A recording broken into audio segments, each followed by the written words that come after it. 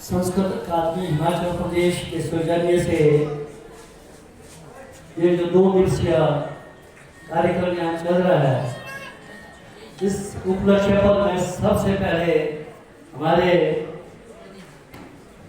कौशल जी को, जो हमारे हिमाचल प्रदेश के इस संस्कृत अकादमी के सचिव भी हैं और कई विभिन्न पदों पर संस्कृत की इन्होंने बहुत आगे ले जाने में हमेशा प्रयासरत रहे हैं और कॉलेज लेवल से ये रिटायर होकर के, सेवानिवृत्त होकर के आज भी अपने पूर्व के कार्यकाल की तरह इस संस्कृत का जो हमारा आगे बढ़ने का जो प्रयास है, संस्कृत को स्थापित करने का जो प्रयास है, उसमें रात दिन मैं समझ रहा हूँ ये रात दिन कोशिश कर रहे हैं और जवानों की तरह इनके अंदर बड़ा भारी तेज है।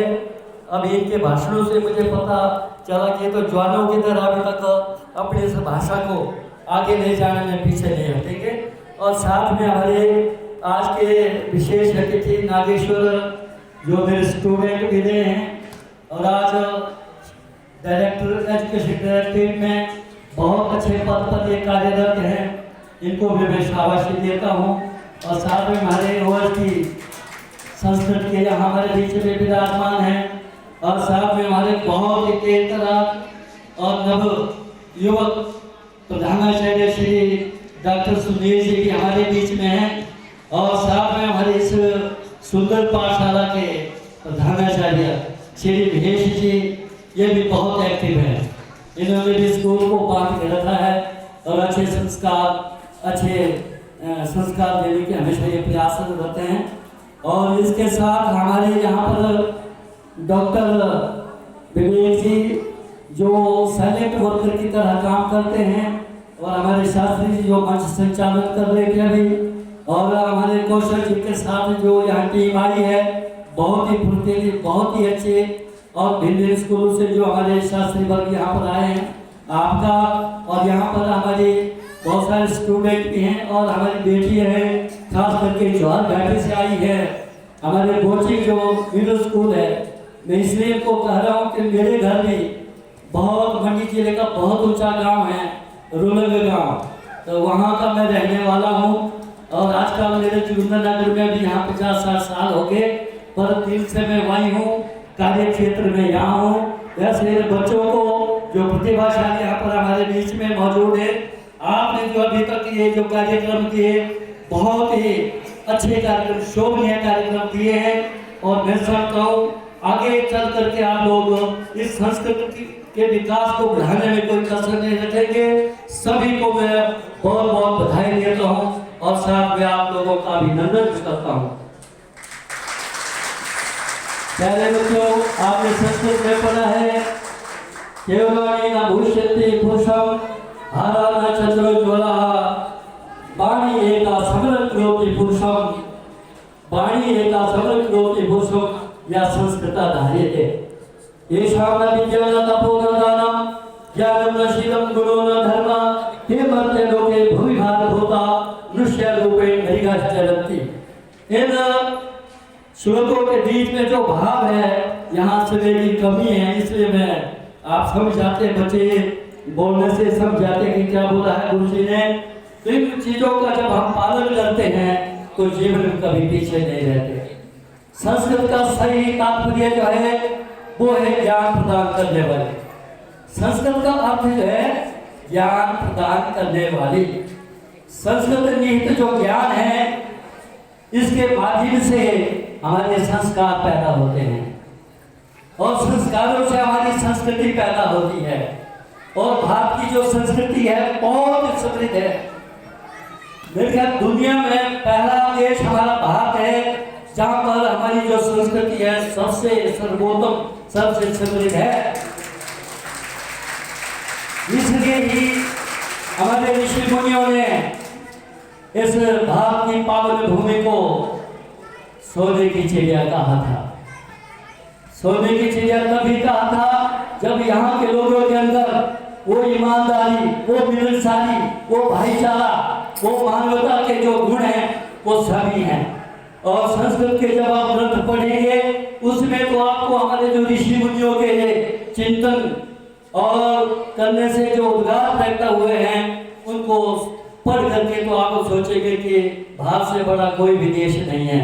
तो प्यारे बच्चों, ये जो संस्कृत है ये हमारी हमको मानवता का ज्ञान प्रदान करती है और हमें प्रेम और भाईचारे का संदेश देती है।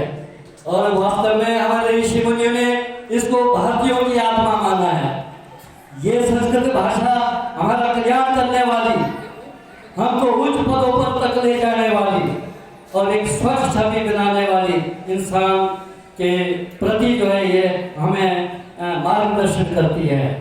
प्यारे बच्चों, हम सबके हैं कि अगर हम संस्कृत निहित जो हमारा ज्ञान है इसके माध्यम से अगर हम जीवन में आगे बढ़ना चाहते हैं तो जीवन के जितने भी हमारे जीवन मूल्य हैं उसमें हम पूरी तरह से सफल हो सकते हैं। तो जरूरत है सिर्फ पढ़ने की।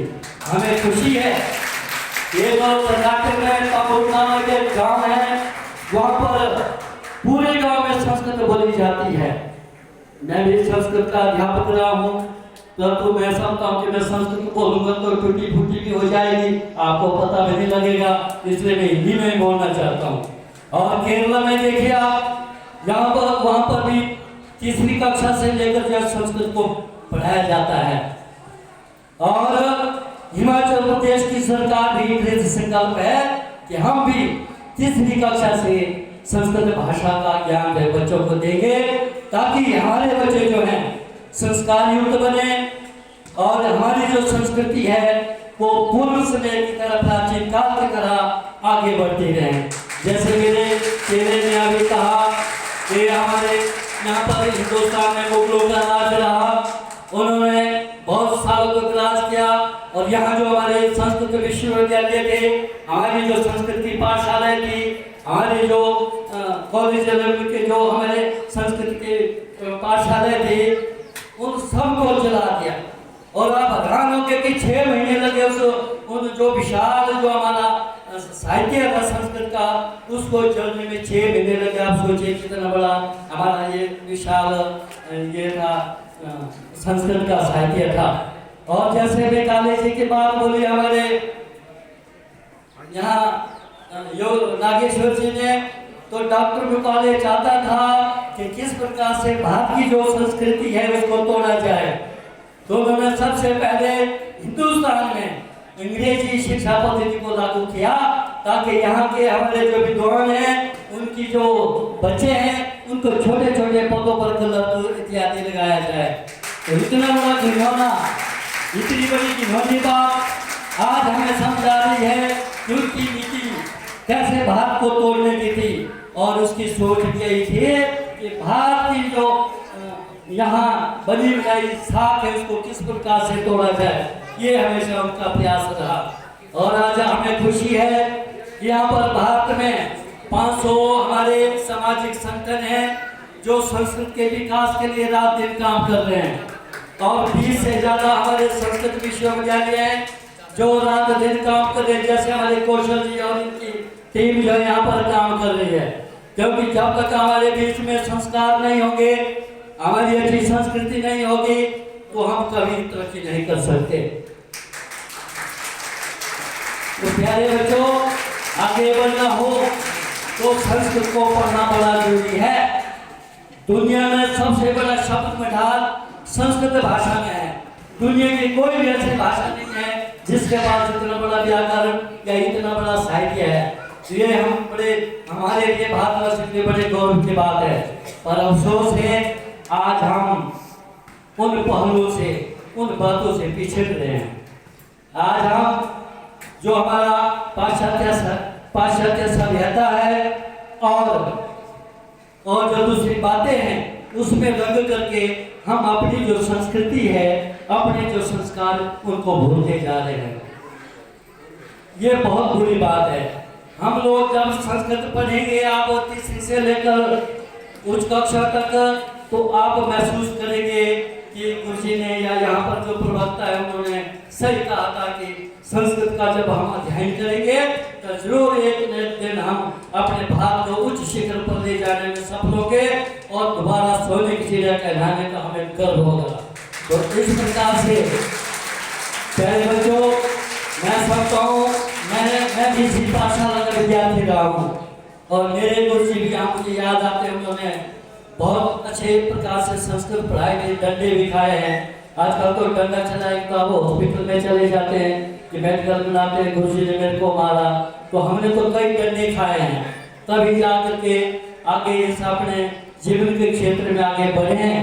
तो हमें पूरी उम्मीद है, क्योंकि अब समय हो रहा है इसलिए मैंने बोलना जरा थोड़ा कम कर दूंगा, क्योंकि आपने बहुत दूर दूर तक जाना है, सब उत्सुक हैं।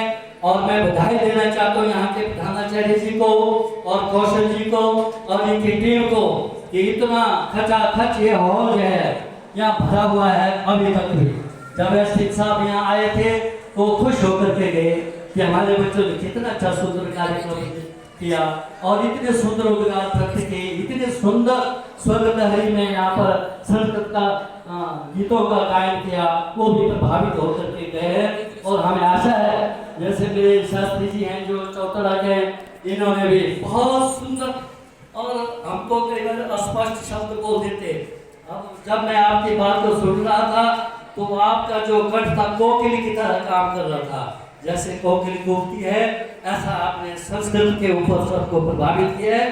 तो इन शब्दों के साथ मैं आप सबका एक बार पुनः बोलने को मैंने पहले कहा कि बहुत सारा मुश्किल दिमाग में, परंतु आपकी जो उत्सुकता है आप थक चुके हैं, क्योंकि 3 बजे के बाद वैसे भी आदमी थक जाता है बच्चों।